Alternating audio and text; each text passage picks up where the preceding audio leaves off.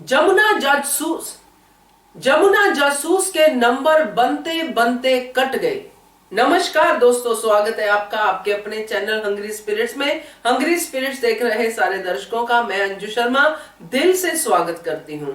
अब जमुना की जो भी कारस्तादियां हैं उनको तो अब मुझे कॉमेडी में ही लेना चाहिए, ऐसा मैं समझ रही हूं, क्योंकि जमुना को बड़े ही देर बाद एक केस और मिला है। केस मिला मतलब वही केस है, कार्यक्रम एक और मिला है जिसमें कि वो जासूसी करने जाती है अहिल्या की।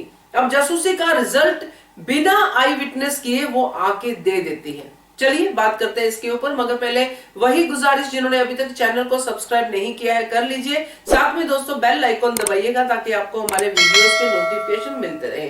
तो जमुना जासूस अहिल्या की जासूसी करते करते उसके पीछे मंदिर तक पहुंचती है, फिर प्रार्थना घर तक पहुंचती है, ध्यान कक्ष तक पहुंचती है, अंदर नहीं जा पाती है, लाइन बड़ी लंबी है। मगर जो भी बाहर आ रहे हैं उनसे पूछती है छोटी रानी को देखा, छोटी रानी को देखा, और सब लोग मना करते हैं। और यहीं से अपना पूरा केस फाइल करके, पूरा केस का जो है सारांश निकाल के वो पहुंच जाती है रानियों के बीच में कि वाह वाह, मैंने तो बहुत बड़ा काम कर दिया है।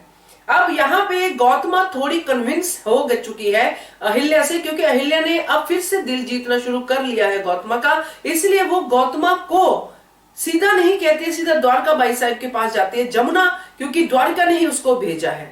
अब जब चार रानियां खड़ी हैं जिसमें एक पटरानी है, तो सीधा द्वारका बाई साहब के पास जाके ऐसे करके बोलना वैसे ही एक तरह से कहा जा सकता है कि डिसरिस्पेक्टफुल है। चलिए खैर, वो तो चलो हुआ, मगर यहाँ पे जब गौतमा को ये पता चलता है कि ये अहिल्या की जासूसी कर रही है तो गौतमा का पारा चढ़ जाता है।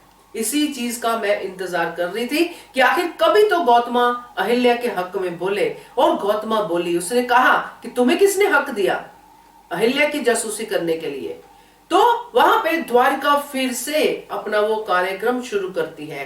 द्वारका का कार्यक्रम तो चलता ही रहेगा दोस्तों, भड़काने वाला, जबकि खुद भी कहती है कि मैं भड़काने का काम नहीं करती हूं, मैं तो सच बोल रही हूं।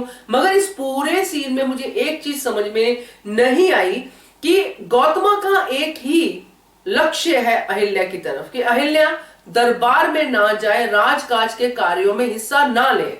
उसके अलावा अहिल्या मंदिर जाती है, अहिल्या बाजार में जाती है शॉपिंग करने के लिए, या अहिल्या सहेली से मिलने जाती है। अब इन सब बातों पे तो गौतमा ने पाबंदी नहीं लगाई है ना। तो अब इन बातों की जासूसी करने अगर जमुना जाती है तो इसका क्या मतलब है? क्या मतलब निकाल सकते हैं हम लोग कि सिर्फ यही है कि अहिल्या के ऊपर ही नजर रखनी है।